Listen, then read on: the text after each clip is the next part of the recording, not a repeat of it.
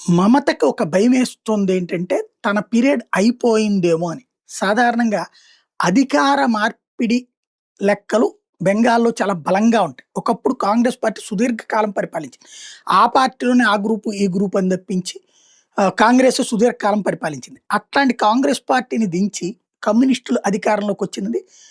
దాన్నే మనం recession period అందామా? లేకపోతే గనక అధికార మార్పిడి కాలం అందామా? ఓవరాల్‌గా అధికార మార్పిడి జరిగింది.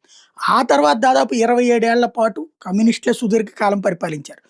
10 ఏళ్ల దగ్గర నుంచి మమత పోరాటం బిగించేస్తే ఓ 15 ఏళ్లకి తను అధికారంలోకొచ్చి కూర్చుంది.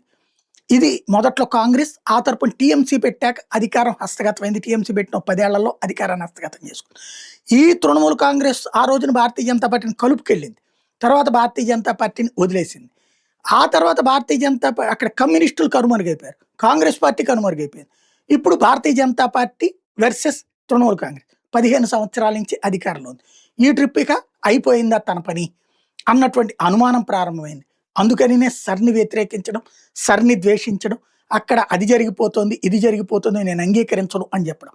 ఇంతవరకు బంగ్లాదేశ్ నుంచి వచ్చినోళ్ళతో మొదట లబ్ధి పొందింది కమ్యూనిస్టులు, తర్వాత లబ్ధి పొందింది మమతా బెనర్జీ. ఇప్పుడు ఆ లబ్ధినికి వ్యతిరేకమైనటువంటి ఓట్ బ్యాంక్ పోలరైజ్ అవుతూ ఉండటమే తట్టుకోలేకపోతుంది ఆవిడ.